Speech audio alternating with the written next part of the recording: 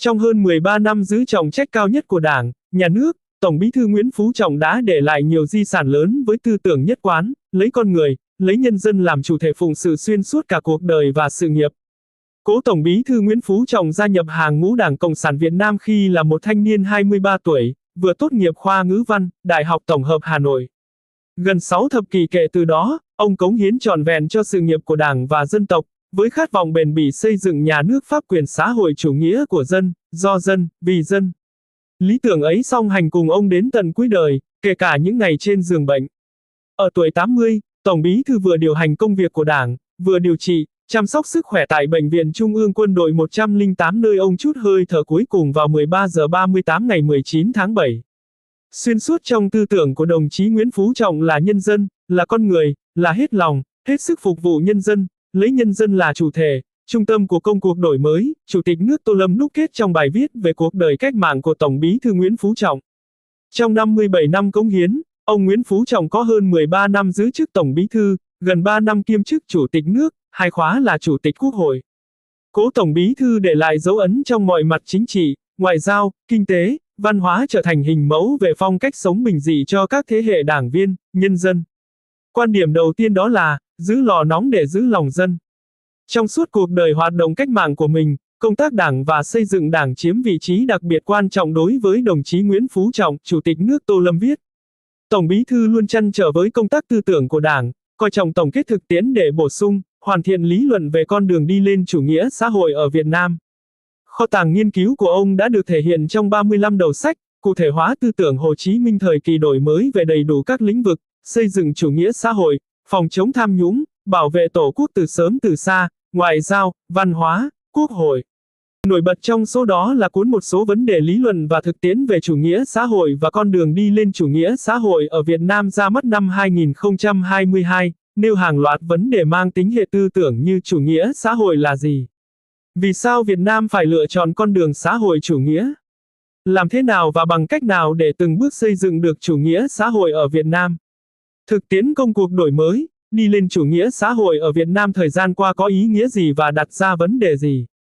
Theo Tổng Bí thư, xã hội chủ nghĩa là nơi sự phát triển thực sự vì con người, phát triển kinh tế đi đôi với tiến bộ và công bằng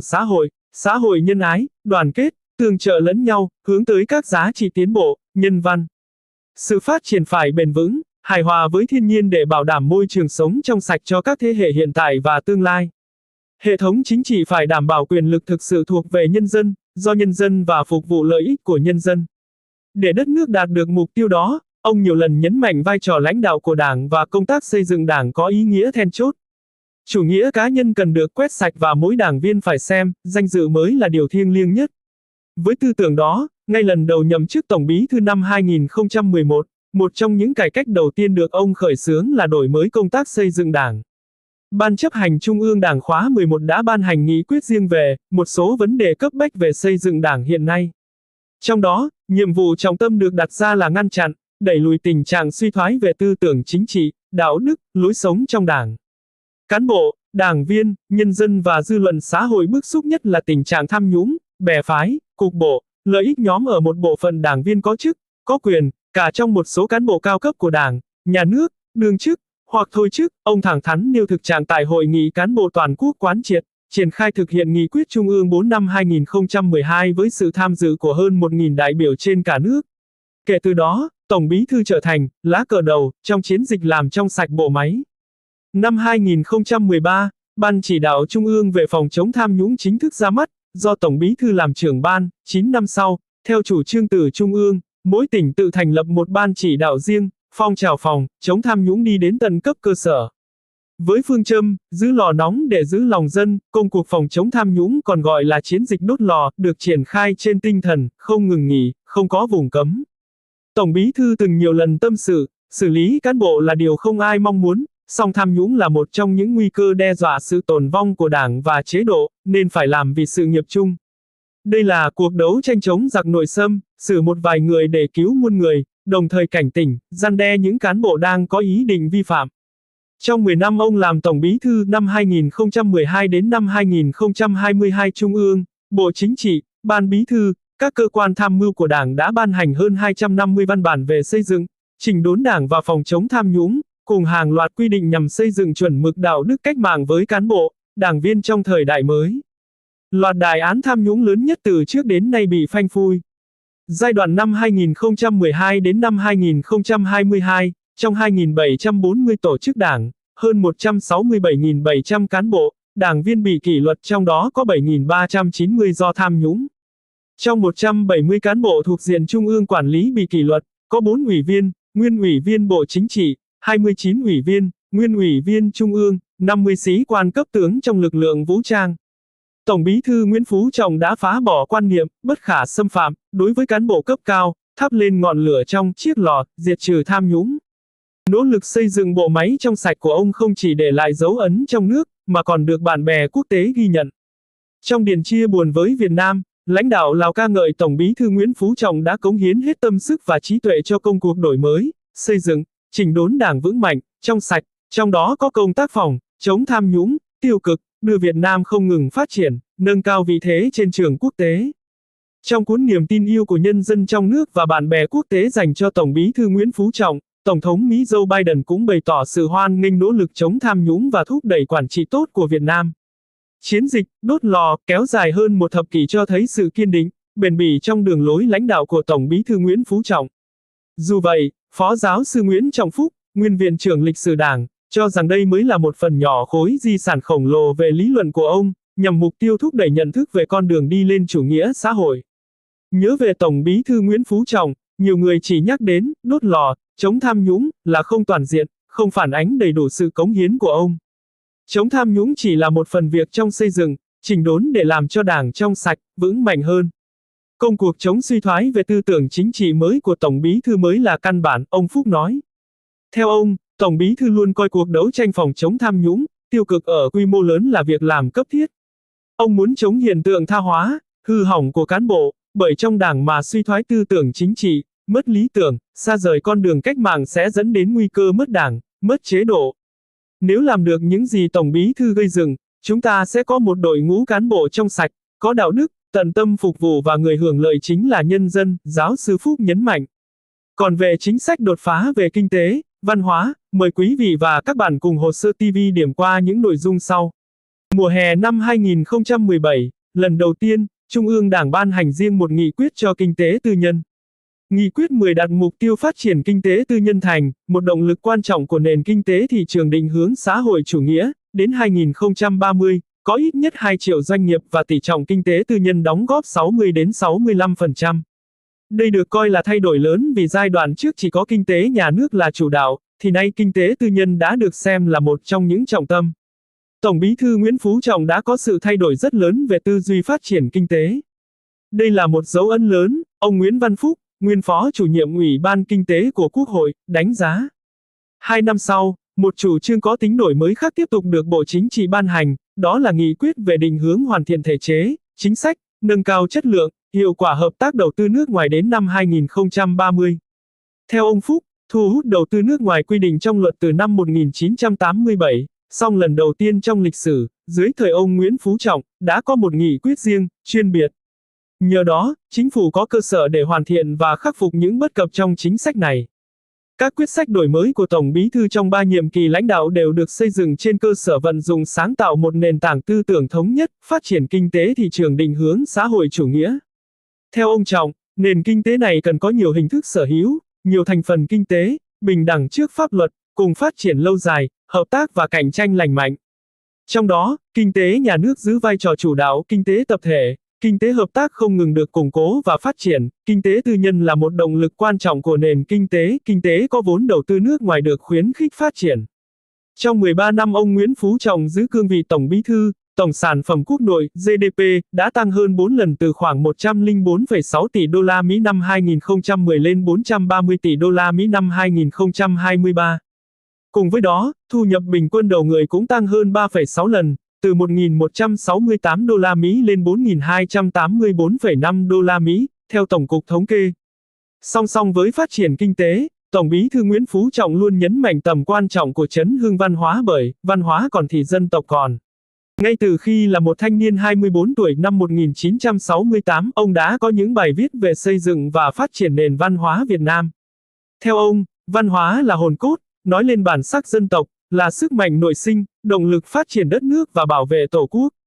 Với tư tưởng đó, Tổng Bí thư đã chỉ đạo tổ chức Hội nghị Văn hóa Toàn quốc năm 2021, đúng 75 năm sau Hội nghị Văn hóa Toàn quốc lần thứ nhất năm 1946.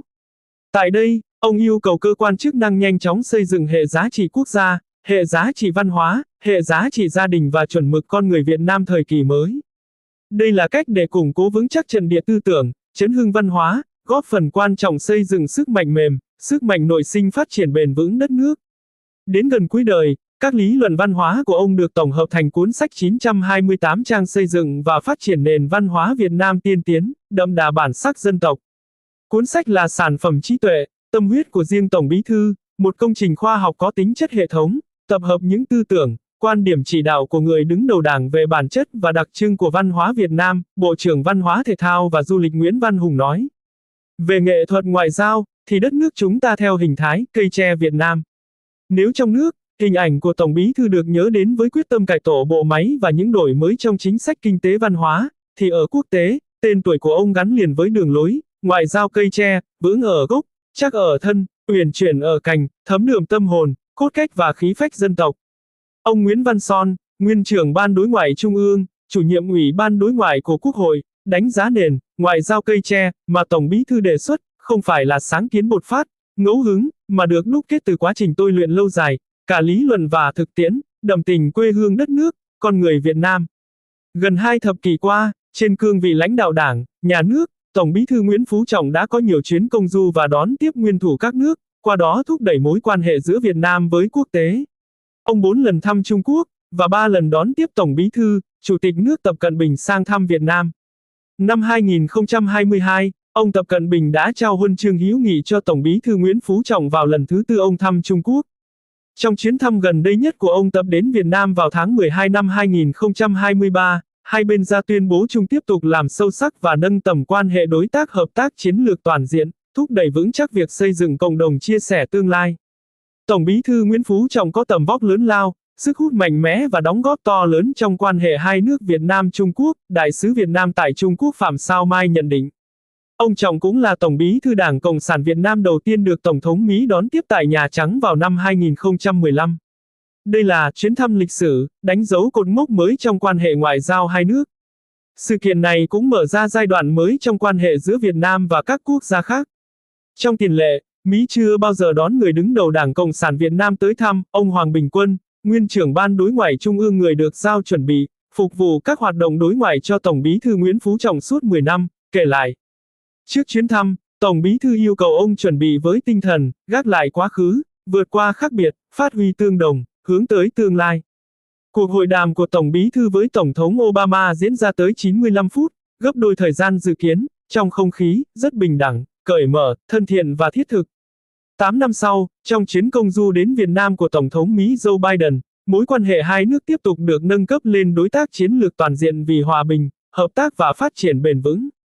Hiện, Việt Nam đã thiết lập quan hệ ngoại giao với gần 200 quốc gia, vùng lãnh thổ.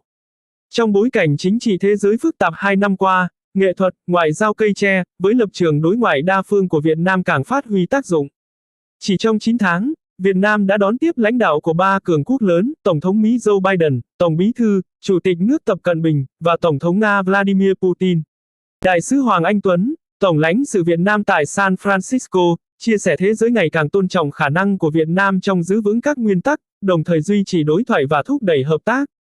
Hình tượng, cây tre, là một khuôn khổ và ẩn dụ ngoại giao hữu ích, thể hiện nỗ lực linh hoạt, thích ứng với hoàn cảnh thay đổi mà không thỏa hiệp các giá trị cơ bản. Giống như cây tre uốn cong trong gió, chúng ta vẫn kiên cường ngay cả khi đối mặt với áp lực. Và giống như rễ sâu của cây tre, ngoại giao chúng ta gắn kết chặt chẽ với lịch sử, văn hóa và cam kết vì hòa bình của mình, ông Tuấn nói. Theo ông, niềm tin và sự kiên định của Tổng Bí thư Nguyễn Phú Trọng vào đường lối, ngoại giao cây tre Việt Nam, đã để lại dấu ấn không thể phai mờ trong chính sách đối ngoại đương đại của đất nước. Đây là di sản quan trọng trong tiến trình phấn đấu vì một Việt Nam hòa bình, thịnh vượng và được tôn trọng trên trường quốc tế. Về cuộc sống, ông có một đời bình dị. Trong ký ức của nguyên vụ trưởng cơ sở Đảng, Ban tổ chức Trung ương Nguyễn Đức Hà, hình ảnh mỗi lần xuất hiện của vị lãnh đạo cao nhất đất nước gắn liền với chiếc xe Toyota Crown đời 1998. Chiếc ô tô này được cấp cho Văn phòng Quốc hội từ năm 1998. Khi nhậm chức Chủ tịch Quốc hội vào năm 2006, ông Trọng tiếp tục sử dụng dù xe này đã phục vụ lãnh đạo tiền nhiệm gần 8 năm. 5 năm sau, khi được bầu làm Tổng Bí thư, chiếc xe tiếp tục theo ông đến trụ sở làm việc mới. Đến giữa nhiệm kỳ khóa 12, Văn phòng Trung ương Đảng đề xuất thay xe cho Tổng Bí thư vì chiếc Toyota đã cũ, sử dụng nhiều năm. Thế nhưng, ông không đồng ý, nói rằng, xe vẫn đi tốt. Công tác xa đã có xe 7 chỗ gầm cao, xa nữa thì có máy bay. Chiếc Crown chỉ dùng để đi quanh Hà Nội nên không cần phải đổi. Thay xe sẽ phải thêm chi phí, thêm tiền của nhân dân, ông Hà thuật lại lời giải thích của Tổng Bí thư. Kể từ đó, chuyện đổi xe không được văn phòng nhắc lại nữa. Một kỷ niệm khác là lần đầu đến phòng làm việc của Tổng Bí thư để báo cáo công việc vào 11 năm trước, ông Hà ấn tượng sâu sắc với hai chồng sách cao trên bàn làm việc của Tổng Bí thư. Trong phòng chỉ có bộ bàn ghế màu nâu sẫm, dài, đặt liền với bàn làm việc, phía dưới là bộ sofa sờn cũ. Tổng Bí thư tự tay rót nước mời khách, lúc ra về còn tiễn ông ra tận cầu thang. Sự thân thiện, gần gũi, không quan cách đó khiến tôi nhớ mãi, ông nói, thêm rằng trong những lần tiếp xúc khác, chưa bao giờ thấy Tổng Bí thư nổi nóng, gắt gỏng với ai. Không chỉ bình dị, gương mẫu trong lối sống và phong cách làm việc, Tổng Bí thư Nguyễn Phú Trọng còn là người luôn hướng về nguồn cội. Dù bận rộn với công việc của Đảng và Nhà nước, hàng năm, ông luôn dành thời gian về thăm quê ở làng Cổ Lại Đà, xã Đông Hội, huyện Đông Anh, Hà Nội, hay gặp lại thầy cô, bạn bè thuở còn đi học. Cô giáo Đặng Thị Phúc, giáo viên dạy ông thời tiểu học, kể đã nhiều lần được học trò tìm đến tận nhà thăm. Trong một bức thư tay gửi đến cô Phúc đầu năm 2019, Tổng Bí thư đề, học trò cũ của cô, kèm lời tri ân, em vẫn giữ mãi những kỷ niệm sâu sắc, không bao giờ phai mờ trong những năm tháng được cô dạy bảo. Cô Phúc xúc động viết tặng lại cho trò 4 câu thơ, ngờ đâu trò nhỏ năm nào, nay thành cán bộ cấp cao giúp đời, nhìn em như ngắm hoa tươi, bó công chăm sóc từ thời ấu thơ. Theo Chủ tịch nước Tô Lâm, Tổng Bí thư Nguyễn Phú Trọng thực sự là tấm gương tiêu biểu, mẫu mực về đạo đức cách mạng trong sáng, chí công vô tư, lối sống giản dị, phong cách làm việc dân chủ, tận tụy, khoa học, tôn trọng và yêu thương con người. Trưởng Ban Tuyên giáo Trung ương Nguyễn Trọng Nghĩa thì đánh giá Tổng Bí thư là một nhà chính trị, nhà tư tưởng đặc biệt xuất sắc. Cuộc đời và sự nghiệp của ông là một tấm gương mẫu mực của người chiến sĩ cộng sản kiên trung, bất khuất, cần kiệm liêm chính, chí công vô tư, nhất quán giữa nói và làm, hết lòng, hết sức phụng sự Tổ quốc, phục vụ nhân dân. Trong những ngày cuối đời ở Bệnh viện Trung ương Quân đội 108, dù sức khỏe yếu dần, Tổng Bí thư Nguyễn Phú Trọng vẫn duy trì lịch làm việc. Từ 9 giờ đến 9 giờ 30, ông nghe các trợ lý, thư ký báo cáo tình hình công việc. Sau 10 giờ 30 và buổi chiều, ông tiếp các lãnh đạo Đảng, Nhà nước, hoặc ngồi đọc và nghiên cứu tài liệu. Tổng Bí thư làm việc đến hơi thở cuối cùng. Ngày 13 tháng 7, ông vẫn làm việc nhưng buổi chiều chúng tôi phải đặt ống thở máy, Phó giáo sư Nguyễn Phương Đông, bác sĩ chăm sóc sức khỏe cho Tổng Bí thư nhiều năm qua ở Bệnh viện 108, cho biết. Trong các bài phát biểu cũng như trò chuyện với cán bộ đảng viên, nhân dân lúc sinh thời, Tổng Bí thư Nguyễn Phú Trọng thường dùng một câu trong tác phẩm nổi tiếng Thép đã tôi thế đấy của nhà văn Liên Xô Nikolai Ostrovsky để nói hộ suy nghĩ của ông, cũng là lời căn dặn cho các thế hệ cán bộ, đảng viên, và nhân dân cái quý nhất của con người là cuộc sống và danh dự sống, vì đời người chỉ sống có một lần, phải sống sao cho khỏi xót xa, ân hận vì những năm tháng đã sống hoài, sống phí. Là những người dân Việt Nam đích thực sự khâm phục tấm gương và nghị lực của bác Nguyễn Phú Trọng, một con người đi lên bằng con đường lý luận chính trị thực tiễn, một học trò xuất sắc và thiên tài của Chủ tịch Hồ Chí Minh vĩ đại, một đồng chí sánh ngang với Đại tướng Võ Nguyên Giáp trong lòng dân chúng. Một con người luôn hết mực vì nước, vì dân. Một con người có lối sống giản dị, và liêm khiết. Thật sự chúng con nể phục bác vì những gì bác đã làm cho đất nước, cho nhân dân. Một lần nữa cảm ơn bác, vì những thành quả mà bác để lại, chúng con những thế hệ sau luôn luôn cố gắng và nhìn bác để học tập.